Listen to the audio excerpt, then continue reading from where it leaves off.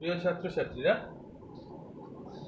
এখন আমি তোমাদের এই পর্বে ইউক্রোমাটিন ও হেটেরোক্রোমাটিন এই দুটি বিষয় নিয়ে আলোচনা করব এবং সাথে সঙ্গে প্রাসঙ্গিক আরও কয়েকটি বিষয় আলোচনা করব। ইউ কথার অর্থ প্রকৃত আর হেটেরো কথার অর্থ ভিন্ন। তাহলে ক্রোমাটিন তন্তু যে নিউক্লিয় জালক যা বলি সেটাই ক্রোমাটিন তন্তু বা ক্রোমাটিন ফাইবার। এটা দুরকম উপাদান দিয়ে গঠিত, দুরকম অংশ দিয়ে গঠিত এবং এটা রং করলে, যদি রং করা হয় ইন্টারফেস দশায়, যদি আমরা ক্রোমাটিন তন্তুকে রং করি ইন্টারফেস দশায়, তাহলে দেখব কিছু কিছু অংশ গাঢ়ভাবে রঞ্জিত এবং অবশ্যই এর পরিমাণটা কম। একটা ক্রোমাটিন তন্তুর 30%-এর মতো জায়গা গাঢ়ভাবে রঞ্জিত হচ্ছে, গাঢ় রং নিচ্ছে। রঙগুলো এর আগেও আমি বলেছি, যেমন বেসিক ফুকসিন, ফালগেনস্টেইন, অরসিন, এইসব রং, এগুলো দিয়ে রং করলে গাঢ় রঙে রঞ্জিত হয় কোনো কোনো অংশ, আর কিছু অংশ হালকা রঙে, বেশিরভাগ অংশই 70% অংশ হালকা রঙে রঞ্জিত হয়। এই ধরে যাকে ইন্টারফেস দশা, এটা একটা ক্রোমাটিন ফাইবার, রং করা হয়েছে, কিছু অংশ গাঢ় রঙে রঞ্জিত, এই অংশটা গাঢ় রং, এইটা গাঢ় রং, এটা গাঢ় রং। তাহলে যে অঞ্চলগুলো ইন্টারফেস দশায়, ক্রোমাটিন তন্তুর যে অঞ্চল ইন্টারফেস দশায় গাঢ় রঙে রঞ্জিত হয়, এই অঞ্চলগুলোকে বলা হয় হেটারোক্রোমাটিন। কেন কেন গাঢ় রঙে রঞ্জিত হয় না, এই অঞ্চলটাও বেশি কুণ্ডলীকৃত। দেখছো, এই যে বেশি কুণ্ডলীকৃত থাকলেই সেটা স্পষ্ট গাঢ়ভাবে রং নেয়। আর ইন্টারফেস দশায় ক্রোমাটিন তন্তুর যে অংশগুলো হালকা রং নেয়, অপেক্ষাকৃত হালকা, এই হালকা রং নিয়েছে এই অঞ্চলগুলো, কারণ এরা প্রসারিত থাকে, কুণ্ডলীকৃত থাকে না, প্রসারিত থাকে। তাই এই অঞ্চলগুলোকে বলবো আমরা ইউক্রোমাটিন অঞ্চল।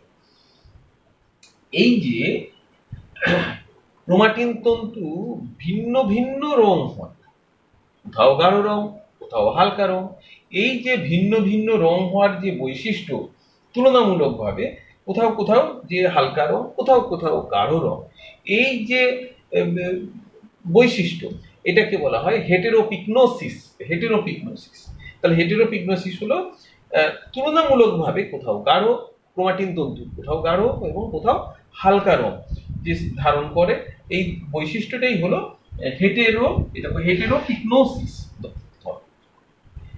এখন মাইটোটিক ফেজ, অর্থাৎ কোষ বিভাজন দশায় যখন ওই ক্রোমাটিন তন্তু যখন বিভাজন দশায় প্রবেশ করে, তখন তো জানো যে ক্রোমোজোমে রূপান্তরিত হয়, অনেক বেশি কুণ্ডলীকৃত হয় এবং ক্রোমোজোমে রূপান্তরিত হয়, ফলে ছোট ও মোটা হয়ে যায় ক্রোমাটিন তন্তু। দেখো, হেটেরোক্রোমাটিন অঞ্চল তো কুণ্ডলীকৃত আগে থেকেই রয়েছে ইন্টারফেস দশায়, কিন্তু এই ইউক্রোমাটিন অঞ্চল যেগুলো কুণ্ডলীকৃত ছিল না, প্রসারিত ছিল, সেগুলো এবার কুণ্ডলীকৃত হয় এবং তা অধিক কুণ্ডলীকৃত হয়, অনেক বেশি কুণ্ডলীকৃত হয়। লক্ষ্য করে এই অঞ্চলগুলো, এই যে ইউক্রোমাটিন যেগুলো ছিল অধিক কুণ্ডলীকৃত হয়েছে, আর এইগুলো ছিল হেটারোক্রোমাটিন। তাহলে মাইটোটিক ফেজে আমরা যদি রং করি, মেটাফেজ দশায় ধরো রং করা হলো, তাহলে ক্রোমোজোমে আমরা দেখতে পাবো যে কিছু অঞ্চল, বেশিরভাগ অঞ্চল অধিক গাঢ় এবং তার তুলনায় কম গাঢ় কিছু অঞ্চল। এখানে তুলনা, ব্যাপারটা হচ্ছে তুলনামূলক।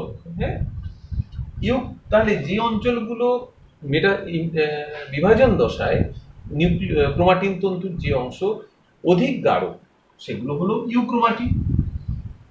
এটা কিন্তু মাইটোটিক ফেজ বা মাইটোসিসের সময়, বিভাজন দশায়। আর তুলনামূলকভাবে যেটা কম হালকা ইউক্রোমাটিনের তুলনায়, সেটা হলো হেটেরোক্রোমাটিন। ওটা গাঢ় কিন্তু ইউক্রোমাটিনের তুলনায় হালকা লাগে, হেটেরোপিগনোসিস ধর্মের জন্য। তাহলে আমরা রং করার ভিত্তিতে আমরা পার্থক্য একটা করি। এরপর আমরা আরো কিছু পার্থক্যের কথা বলবো। সেটা হলো যে একটা এটাও বলেছি যে ক্রোমোজোমের প্রায় একটা ক্রোমোজোমের 70% ইউক্রোমাটিন আর 30% হলো হেটারোক্রোমাটিন। ইউক্রোমাটিন অংশে বেশি ডিএনএ থাকে এবং সেটা সক্রিয় ডিএনএ, আর হেটেরোক্রোমাটিন অংশে কম ডিএনএ থাকে এবং সেই ডিএনএ নিষ্ক্রিয়, একই সঙ্গে রিপিটিটিভ ডিএনএ। এবং রিপিটিটিভ মানে যে সিকোয়েন্স, ডিএনএ সিকোয়েন্স মানে নাইট্রোজেন বেসগুলো সজ্জিত হয়ে তৈরি হয় সিকোয়েন্স, যে সিকোয়েন্সটা বার থাকে সেটাকে বলে রিপিটিটিভ সিকোয়েন্স, মানে রিপিট হয় যে সিকোয়েন্স, রিপিটিটিভ সিকোয়েন্স বলে। তাহলে রিপিটিটিভ সিকোয়েন্স বেশি থাকে হেটেরোক্রোমাটিন অংশে। কোন কুণ্ডলীকৃত এবং প্রসারিত কোন দশায় কেমন থাকে সেটা তো বললাম, যে ইউক্রোমাটিন ইন্টারফেস দশায় প্রসারিত ও বিভাজন দশায় কুণ্ডলীকৃত থাকে, আর হেটেরোক্রোমাটিন ইন্টারফেস ও বিভাজন দশা দুই দশাতেই কুণ্ডলীকৃত অবস্থায় থাকে। ইউক্রোমাটিন অংশে কিন্তু ক্রসিং ওভার হয়, ফলে জিনের রিকম্বিনেশন ঘটে, কিন্তু হেটেরোক্রোমাটিন অংশে ক্রসিং ওভার হয় না, এখানে জিনের কোনো রিকম্বিনেশন হয় না। ইউক্রোমাটিন অংশ থেকে এমআরএনএ সংশ্লেষ হয়, কিন্তু হেটেরোক্রোমাটিন অংশ থেকে এমআরএনএ সংশ্লেষ কম হয় বা হয় না। জিনগতভাবে সক্রিয় হলো ইউক্রোমাটিন আর জিনগতভাবে নিষ্ক্রিয় হলো হেটেরোক্রোমাটিন। আর একটা বৈশিষ্ট্যের কথা বলবো, যে ইউক্রোমাটিনের যে হিস্টোন প্রোটিন যেটা রয়েছে, ইউক্রোমাটিনে হিস্টোন প্রোটিন, এরা অ্যাসিটাইল কোএনজাইম এ এর সহায়তায় অ্যাসিটিক অ্যাসিডকে গ্রহণ করতে পারে। অ্যাসিটাইল কোএনজাইম এর সহায়তায় অ্যাসিটিক অ্যাসিডকে গ্রহণ করতে পারি। ইউক্রোমাটিনের যে অংশ এখানে, যেখানে অ্যাসিটাইল হিস্টোন প্রোটিনের অ্যাসিটাইল কোএনজাইম এ যেটা রয়েছে, কিন্তু হেটেরোক্রোমাটিনের ক্ষেত্রে কিন্তু অ্যাসিটিক অ্যাসিড গ্রহণ করতে অক্ষম। তাহলে অ্যাসিটিক অ্যাসিড বা অ্যাসিটাইলেশন আমরা বলতে পারি, এটা সক্ষম হলো ইউক্রোমাটিন, হেটেরোক্রোমাটিন অ্যাসিটাইলেশন, অর্থাৎ অ্যাসিটিক অ্যাসিড গ্রহণ করতে অক্ষম। তাহলে আমরা বেশ কিছু পার্থক্য দেখলাম। এইবার আমরা হেটেরোক্রোমাটিনের দুটো ভাগ করব। হেটেরোক্রোমাটিন দু রকমের হয়, একটা কনস্টিটিউটিভ হেটেরোক্রোমাটিন আর একটা ফ্যাকাল্টেটিভ হেটেরোক্রোমাটিন। কনস্টিটিউটিভ কাকে বলবো? কনস্টিটিউটিভ হচ্ছে যে হেটেরোক্রোমাটিন গুলো কখনো পরিবর্তন হয় না, অর্থাৎ ইন্টারফেস দশা হোক আর মাইটোটিক দশা হোক, সব দশাতেই তা কুণ্ডলীকৃত অবস্থায় থাকে এবং এখানে ডিএনএ সংশ্লেষ কম হয় এখান থেকে, মানে ডিএনএ রেপ্লিকেশন এই অংশে কম হয়। এটা হলো কনস্টিটিউটিভ হেটেরোক্রোমাটিন, এবং এখানে এমআরএনএ সংশ্লেষও এই অঞ্চলে হয় না বা অতি খুব কম হয়, সেটা হলো কনস্টিটিউটিভ হেটেরোক্রোমাটিন। কনস্টিটিউটিভ হেটেরোক্রোমাটিন কোথায় থাকে না, নর মানে যেটা গৌণ খাঁজ আমরা বলেছিলাম, নিউক্লিওলার অর্গানাইজার, গৌণ খাঁজ 1, সেন্ট্রোমিয়ার, ক্রোমোজোমের সেন্ট্রোমিয়ার অংশে থাকে। সেন্ট্রোমিয়ার অংশে যে ক্রোমাটিন থাকে সেখানে থাকে কনস্টিটিউটিভ হেটেরোক্রোমাটিন, এটা অপরিবর্তনীয়। টেলোমিয়ার, ক্রোমোজোমের শেষ প্রান্তে, অপরিবর্তনীয় এই হেটেরোক্রোমাটিন।